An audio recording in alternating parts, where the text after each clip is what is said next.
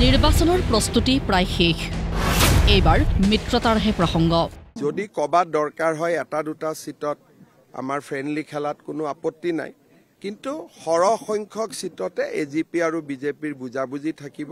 হয় বিজেপিৰ কথাই কৈছো এদিন পূৰ্বে 2026ৰ নিৰ্বাচনী প্ৰস্তুতি প্ৰায় শেষ হোৱা বুলি দাবী কৰা মুখ্যমন্ত্ৰী হিমন্ত বিশ্ব শৰ্মাৰ সন্মুখত এইবাৰ অগপ অথবা আন জনগোষ্ঠীয় নেতৃত্বৰে মিত্ৰতা নিশ্চিত কৰাৰ বাদে আন কাম নাই অগপৰে মিত্ৰতা চূড়ান্ত হ'ব মাঘ বিহুৰ পূৰ্বে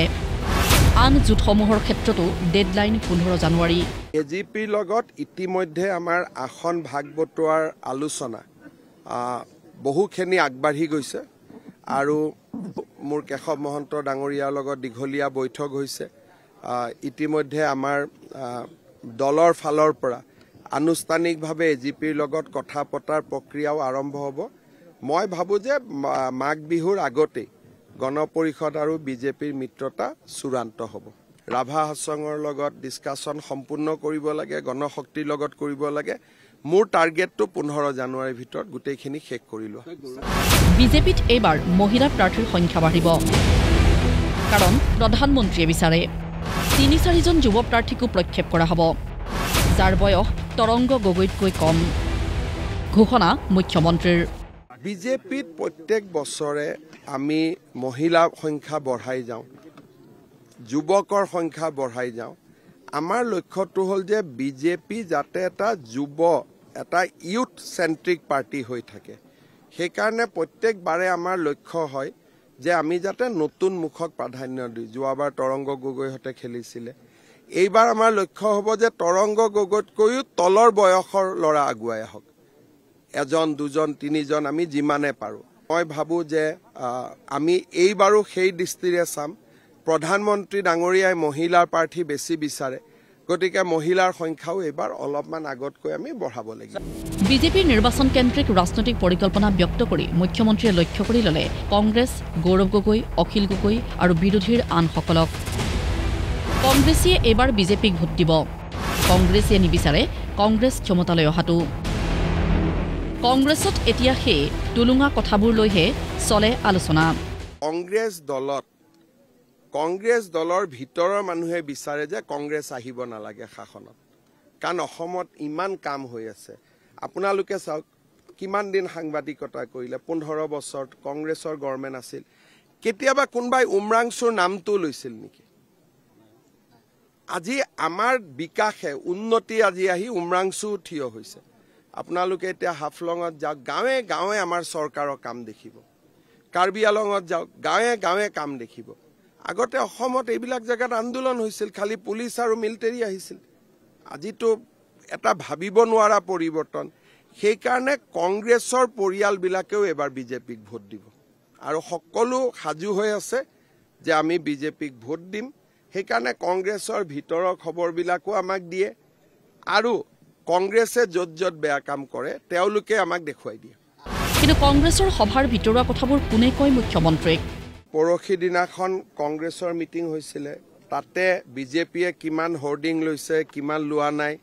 এই টুলুঙা কথাবিলাক আলোচনা হৈছিলে যোৱাকালি 2 ঘণ্টা ধৰি জুম মিটিঙত তেওঁলোকে আকৌ কোনে লিক কৰিলে তাৰ কথা আলোচনা কৰিলে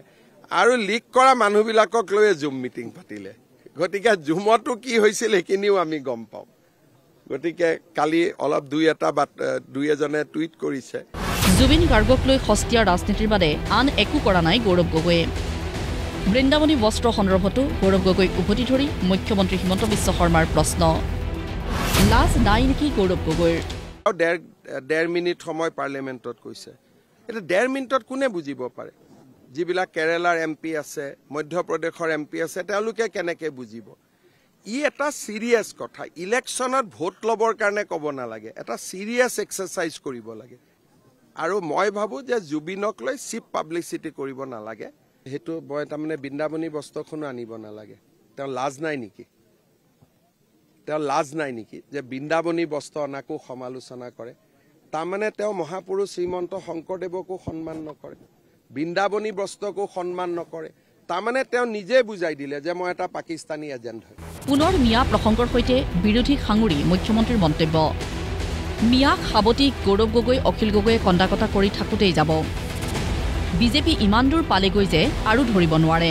বিজেপি AIDFৰ মিত্ৰতা অমুক তমুক এইবিলাক কৈ লাভ নাই আমি মিয়াক কি কৰি আছো